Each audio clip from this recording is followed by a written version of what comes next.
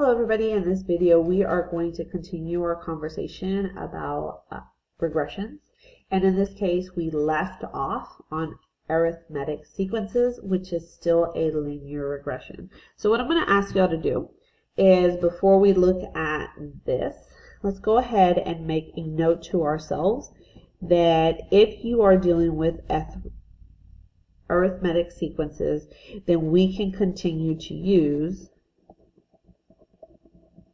linear regression to help us find that function. Now, some of these are a little bit easier than others, but I just want to let you see how we can use our calculator to do this part as well.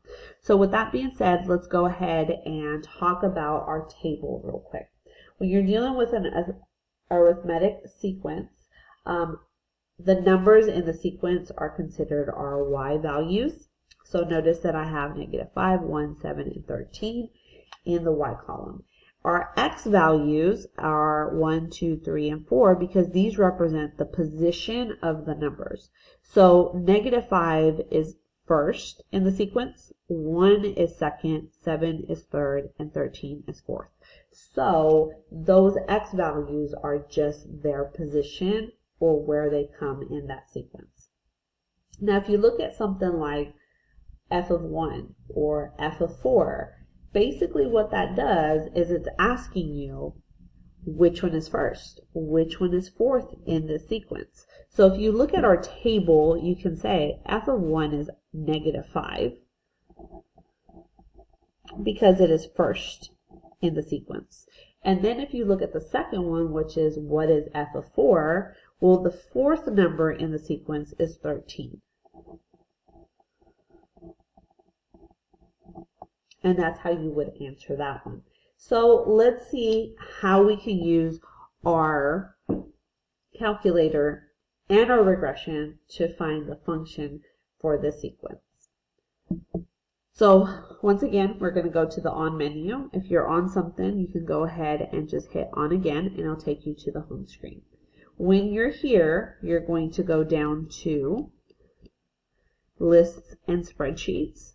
And because I had already cleared mine, I'm going to start putting X here, Y here, and those numbers. Now, if you have other things here, I'm going to recommend that you hit the little X because I'm using X and Y every single time.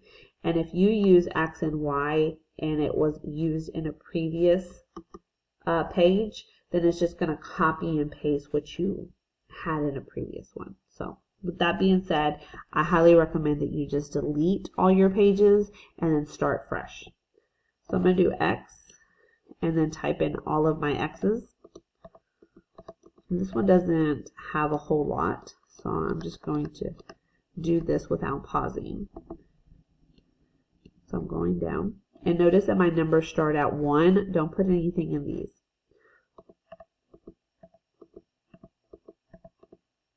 Like that. Okay, so now that I have my X's and my Y's, notice that my highlighter here, hold on, let me hit cancel, okay, is kind of out of the way. I like to start back up at the top, and so because we're using a linear regression, we're going to hit menu. Okay. We're going to hit 4, 1, and 3. And then I'm going to tell them that my X values are X, my Y values are Y, and then once I do that, I'm going to hit OK. Alright, so it's telling me that the slope is 6, it's changing by +6, and that it started at -11. So let's go ahead and write it out. And there's different ways to write this.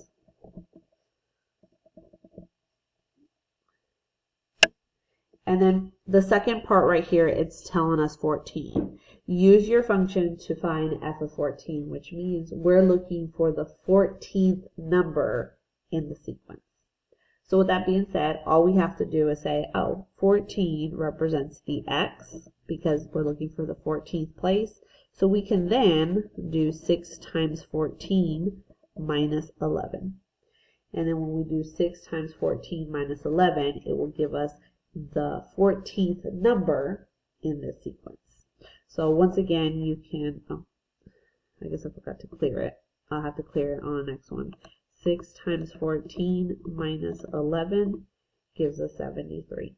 So we now know that y is equal to 73.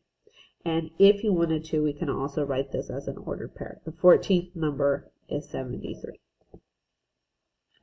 So we're going to change it up, and we're going to do a quadratic function. So quadratic, their equations are a little bit different. So a linear equation, we need a slope and we need a y-intercept. So we need two numbers that we're looking for. But when it comes to a quadratic, we actually need three numbers. We need a, which is attached to an x squared. We need b, which has, or it is attached to an x. And then we need c, which is a constant because it's not attached to any number. So we have to specifically tell our calculator that we're looking for a quadratic when we're working these kinds of problems. Because if we don't, it won't give us a, b, c. It'll give us some other numbers. So let's look at the problem that we have on the screen. And you're going to see that we have some data in a table. And we're talking about years since 2000. So this is the year 2000. This is the year 2002 because it's 2 years later. This one would be 2008 because it's 8 years after 2000. But if you keep on reading, it is going to tell you that this is a quadratic function or a quadratic equation. As long as it says something about it being quadratic, then that tells us where you're going to use a quadratic regression. So the table is already set up for us. We're going to do 99% of what we've been doing. But when we get to the very end to that long list, we're going to select quadratic regression versus the linear regression. So let's go ahead and do that. All right, so I'm back at my home screen right here, and I'm going to list in spreadsheets. I'm going to hit enter. Now notice that I have more than one tab open, and since I really want to use X and Y, I'm just going to hit this. I'm going to tell them, no, I don't want to save it. And it's going to bring me back here. So if I would have done that at the end before I got to the screen, then I wouldn't have to do that. So notice that when I go back to lists and spreadsheets, it's a clean sheet. So I'm going to go up here. I'm going to do X. Then don't forget to do your B as Y, and then type in those numbers. All right, so I just finished typing in all my X's, all my Y's. I'm going back to the top just so I can be up here.